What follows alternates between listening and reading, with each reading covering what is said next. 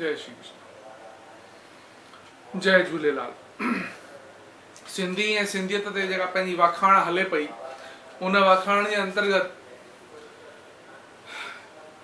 हिकिड़ी अॼु चर्चा जो विषय आहे कि सिंधी भाषा जी उत्पत्ति कहिड़े प्रक्रिया सां थी आहे। त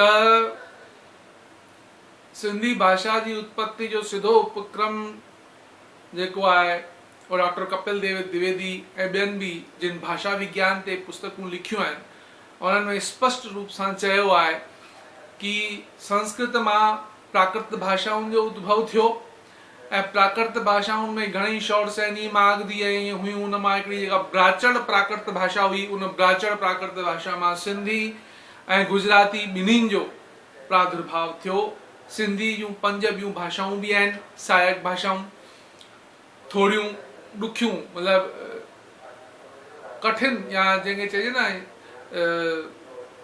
थोरो उन्हनि जो ॻाल्हाइण जो जेको उन में जीअं चंड खे सिधो भई चंड आहे, चंड्र, ईअं चंड्र, अॼु चंड्र आहे, ईअं जोर ॾेई ॻाल्हाईंदा आहिनि, उन उदात भाव सां ॻाल्हाईंदा आहिनि। या मटा ख़ाली पिया आहिनि, पश्चिम राजस्थान सां जेके मिलंदा आहिनि हुते खे चवंदा आहिनि ओथ, उथे, ईअं मतिलबु अखरनि में उन्हनि जो स्वाभाविकता कान्हे, जंहिंखे चइजे न घोष या महाप्राणात्मक भाषा ॻाल्हाई वेंदी आहे।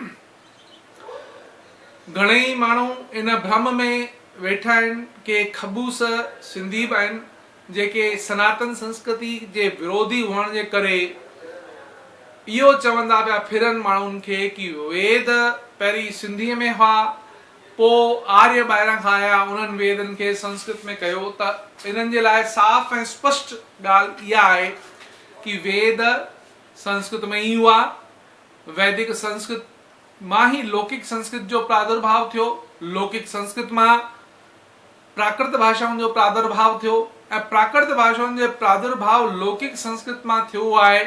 इन जो जेको प्रमाण आहे उहो अॼु खां 1000 वरे पहिरीं, 1000 साल पहिरीं प्राकृत व्याकरण जा जेके उद्भट विद्वान आचार्य हुआ हेमचंद्राचार्य, उन्हनि प्राकृत भाषा जो व्याकरण लिखियो ऐं कम आश्चर्य जो या जंहिंखे चइजे दिव्यता जो इहो विषय आहे कि उन्हनि प्राकृत भाषा जो व्याकरण भी संस्कृत में ही लिखियो ऐं सूत्रात्मक शैली में उहो ई लिखियो जीअं भगवान पाणिनी संस्कृत व्याकरण जी स्थापना कई।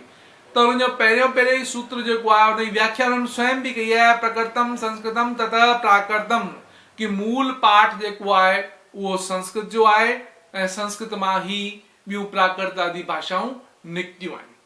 त असांजी सिंधी जेका आहे उहा वैदिक संस्कृत मां संस्कृत, लौकिक संस्कृत मां प्राकृत, प्राकृत में जेका ब्राचड़ प्राकृत भाषा आहे उन मां सिंधी भाषा जो विकास थियो आहे। सिंधी भाषा जो वर्तमान स्वरूप उन मां ही विकसित थियो आहे। ऐं हीअ त सिंधी जी ॻाल्हि था चऊं, पर अगरि विश्व में ॻोल्हे वञे त सभिनीनि भाषाउनि जो विकास जेको आहे उहो संस्कृत मां ही थियो आहे। संस्कृत ही सभिनीनि भाषाउनि जी जननी आहे। इन करे जीअं असांखे सिंधी प्रिय आहे तीअं असांखे संस्कृत भी प्रिय रखणु खपे।